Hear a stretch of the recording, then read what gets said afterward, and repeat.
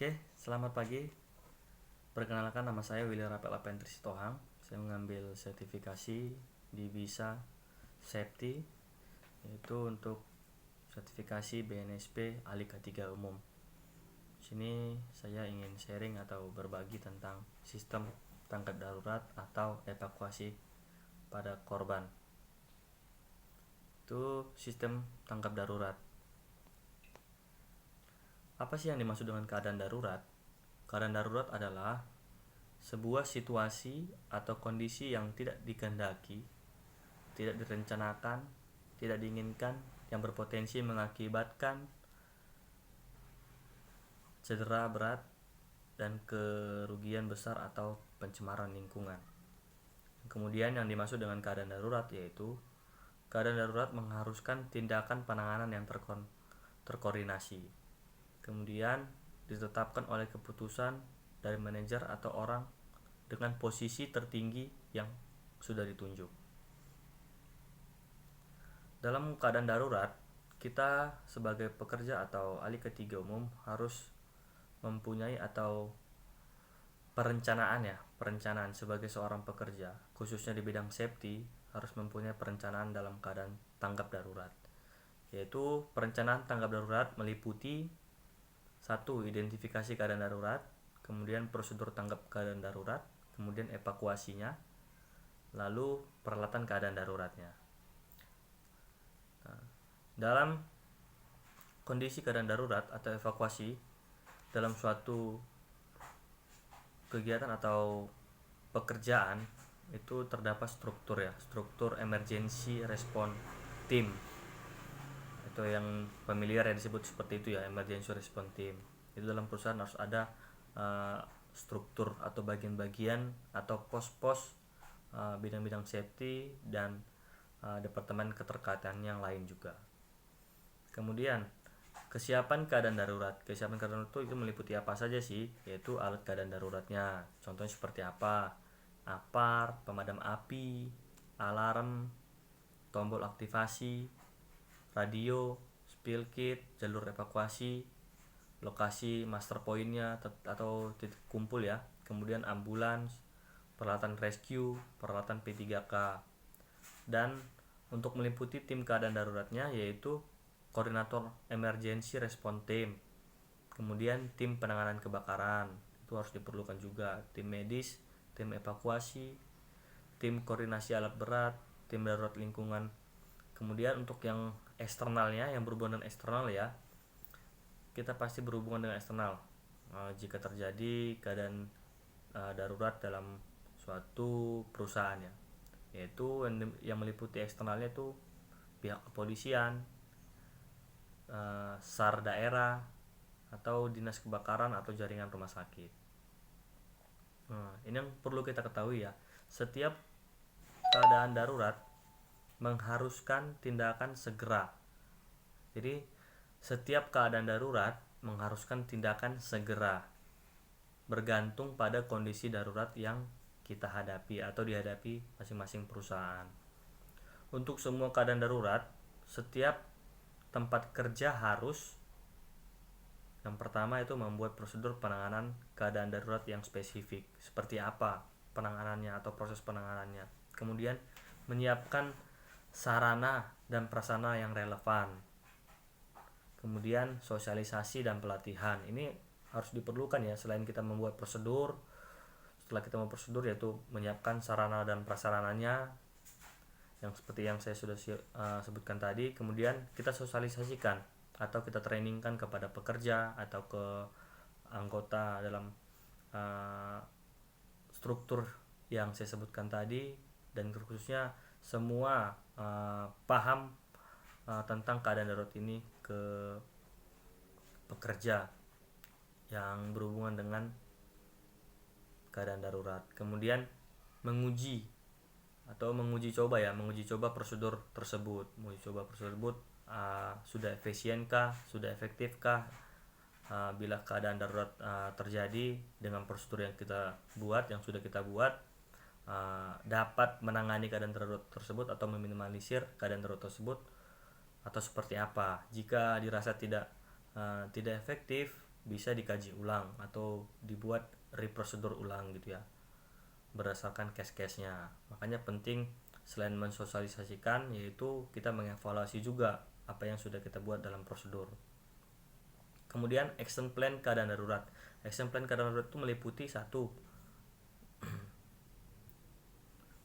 prosedur penanganan tadi ya, sudah ya, keadaan darurat, prosedur bagi karyawan lainnya. Nah, tadi yang saya bilang tadi, kita dari tim keadaan darurat membuat prosedur, atau tim safety membuat prosedur keadaan darurat. Itu sudah kita buat prosedur penanganan keadaan daruratnya, yaitu prosedur bagi karyawan seperti apa apabila terjadi keadaan darurat. Kemudian sarana dan prasarananya juga keadaan darurat harus kita lengkapi juga. Itu dalamnya seperti apa, manual persiapan keadaan darurat, yaitu atau disebut dengan MPKD ya, yaitu satu yang termasuknya itu, ini termasuk untuk manualnya ya, satu alarm dan pelaporannya, kemudian penanganan keadaan darurat, kemudian evakuasi, nomor penting ya pada saat keadaan darurat, apa saja yang dihubungi dan pencatatannya, kemudian operasi kritikal, kemudian ada rescue dan first aid ya. Kemudian ini nomor keadaan darurat. Nomor keadaan darurat ini ya, itu tercantum biasanya di situ sebentuk tabel ya, atau bisa namanya, nama ketua emergency response timnya, kemudian para medis atau yang berhubungan dengan eksternal seperti apa, pekerjanya, pengawasnya. Nah, itu harus diterterakan atau tercantumkan ya. Kemudian pada harus dibuat juga kode panggilannya seperti apa jika terjadi keadaan darurat, untuk hubungannya kemana-mana harus dicantumkan. Nah, berita yang disampaikan itu apa? Identitas dan lokasi persis pelapor yang saya sebutkan tadi. Kemudian apa yang sudah terjadi, lalu korban dan kondisinya seperti apa, kemudian bantuan segera yang diminta itu seperti apa, atau berhubungan dengan eksternal atau bisa dilakukan oleh internal perusahaan gitu ya teman-teman. Kemudian penanganan keadaan darurat. Penanganan keadaan darurat ini itu pelaksanaan prosedur awal keadaan darurat seperti apa gitu. Kemudian karyawan terlibat dan yang tidak terlibatnya. Kemudian penilaian kondisi keadaan darurat. Tadi yang saya jelaskan ya, setelah kita melakukan atau membuat prosedur, menyiapkan sarana prasarananya, peralatannya, kemudian itu kita lakukan pelaksanaan prosedurnya. Prosedur awal keadaan darurat seperti apa, kemudian karyawan yang terlibat dan yang tidak terlibat itu seperti apa penanganannya, kemudian penilaian kondisi keadaan darurat atau evaluasi ya teman-teman, seperti apa, sudah efektifkah atau seperti apa pada saat penanganannya. Terus kemudian koordinasi dengan ART atau Emergency Response Team sudah cukup bagus atau belum, sudah berjalan dengan efektif atau belum. Kemudian ini evakuasi ya teman-teman. Evakuasi, apa sih maksudnya evakuasi itu, dan kapan akan dilakukan evakuasi. Evakuasi merupakan tindakan yang dilakukan pada saat dalam keadaan darurat. Itu bisa dilakukan oleh yang termasuk dalam struktur ERT tadi ya, ERT atau Emergency Response Team, atau bisa dilakukan oleh pekerja yang berada di tempat posisi kejadian darurat tersebut atau penanganan awalnya. Di sini evakuasi ya. Kapan dilakukan evakuasi? Yaitu satu, pada saat keadaan darurat tidak tertangani dengan sarana yang ada. Kemudian diputuskan oleh pimpinan tertinggi atau orang yang ditunjuk dalam sebuah tempat bekerja, atau bisa manajer, GM atau presidir ya. Itu yang akan memutuskan. Kemudian untuk melindungi kesehatan dan keselamatan karyawan, itu fungsi-fungsi atau kapan kita melakukan evakuasi, yaitu oleh siapa, yaitu koordinasi ketua tim keadaan darurat dan evakuasi warden. Kemudian dari alarm evakuasi, alarm dibunyikan 1 menit tanpa terputus. Kemudian prosedur evakuasi ya, evakuasi atau disebut juga evakuasi warden, yaitu menilai situasi, seperti apa sih situasinya yang terjadi gitu. Kemudian memeriksa pintu keluar darurat. Kita sebagai tim evakuasi darurat harus mengetahui juga atau mengecek jalur keluar atau jalur darurat. Itu biasanya sih sudah dibuat atau dipetakan oleh tim keadaan darurat atau tim safety. Kemudian memimpin dan menetapkan jalur evakuasi. Ini juga jalur evakuasi biasanya sudah dipetakan juga. Misalnya dalam suatu gedung, bila terjadi keadaan darurat, evakuasinya kemana gitu ya.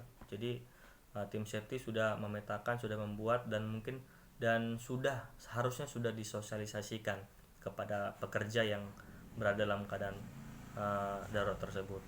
Kemudian mengawasi jalannya evakuasi. Kemudian koordinasi dengan unit dari luar. Lalu pengawas lapangan. Nah, pengawas lapangan mengikuti arahan koordinator keadaan darurat dan evakuasi warga. Kemudian menjalankan prosedur emergency shutdown pada operasi kritikal. Itu fungsi pengawasan lapangan ya. Kemudian orang dengan keterbatasan fisik, bisa cedera, cacat, hamil, dan lain-lain.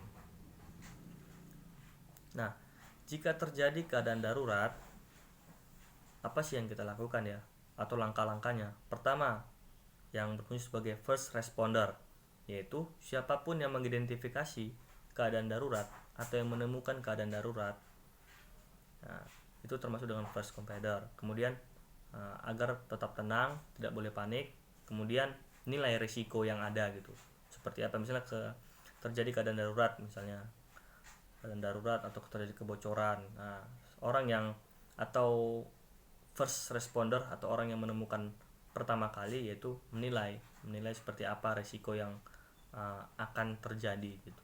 Kemudian ada emergency control yaitu lakukan penanganan awal keadaan darurat. Nah, tadi kan ada sebagai first responder, yaitu dia menilai risikonya. Kemudian ada proses emergency control, yaitu pas kita menemukan seperti itu, kita sudah menilai risikonya seperti apa, lakukan penanganan awal keadaan daruratnya seperti apa jika kita mampu menanganinya. Kemudian komunikasikan mungkin kalau kita pada saat di lapangan, kita sebagai pekerja komunikasi dengan staf yang bertugas atau pengawas yang bertugas di lapangan seperti apa penanganan awalnya. Kemudian koordinasi, jika ini kan koordinasi dengan tim ART, jika kita tidak mampu untuk menanganinya, kita koordinasikan ke tim emergency response team agar meminta pertolongannya. Kemudian follow up ini bekerja sama dengan tim ART ya. Nanti setelah dikoordinasikan, nanti tim ART akan bekerja sama dengan tim emergency response team yang sudah terstruktur tadi, birokrasi seperti apa, kemudian lakukan evakuasi. Nah, bila terjadi keadaan darurat, apa saja yang harus diinformasikan? 1. Identitas pelapor. Identitas pelapor itu seperti apa ya?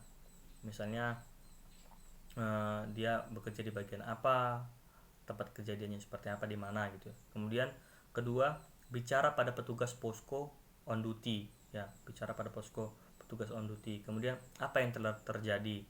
Yang terjadi seperti apa harus dijelaskan gitu. Kemudian di mana kejadiannya serta kondisi yang terjadi. Kemudian berapa orang yang Anda tahu ada di tempat kejadian.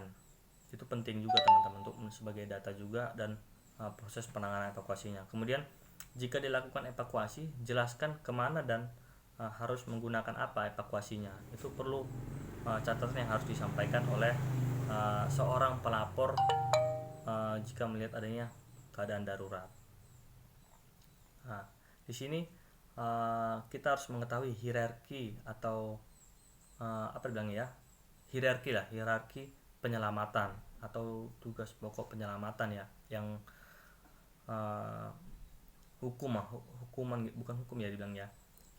hierarki penyelamatan atau garis kerasnya penyelamatan ya, itu ada 5. Yang pertama itu apa dulu yang kita kerjakan itu? 1. Korban, kemudian orang lain, alat, material, lingkungan. Nah, itu melindungi, yang dimana kenapa kita sebut hierarki penyelamatan itu adalah salah satu bentuknya itu, atau yang utama itu adalah si manusianya atau korbannya atau orangnya ya, karena melindungi nyawa adalah yang paling utama. Itu fokusnya dari tim tanggap darurat. Kemudian setelah kita melindungi korban atau orang lain yang terdapat dalam keadaan darurat, kemudian kita alatnya, masuk ke alatnya, kemudian evakuasi ke materialnya seperti apa, baru ke dampak lingkungannya juga. Karena dalam sistem atau keselamatan itu yaitu 5 menit pertama adalah waktu yang paling penting. 5 menit yang pertama adalah waktu yang paling penting pada saat penanganan atau evakuasi korban untuk melindungi nyawa ya teman-teman. Nah, apabila terjadi terdapat korban ya, tindakan pengamanan awalnya seperti apa? Jika terdapat korban manusia, yaitu yang pertama yang kita lakukan sebagai tim ERT atau tim respon ya, tim respon drill gitu ya. Kita yang pertama fokus pada korban dengan tanda vital yang dapat dilihat. Kemudian luka terbuka dapat dikurangi dengan menggunakan kain bersih untuk menutup luka dengan tekanan cukup mengurangi pendarahan. Kemudian bersihkan jalan hidung dan mulut agar korban bisa bernafas.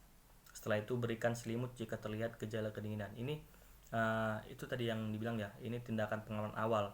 Awal untuk apabila terjadinya keadaan darurat, terdapat korban, ya kita sebagai tim safety atau tim emergency drill harus siap tanggap ya, harus paham juga seperti apa sih penanganan korban awal gitu ya, untuk pekerja atau korban yang terdapat atau dampak dari keadaan darurat tersebut.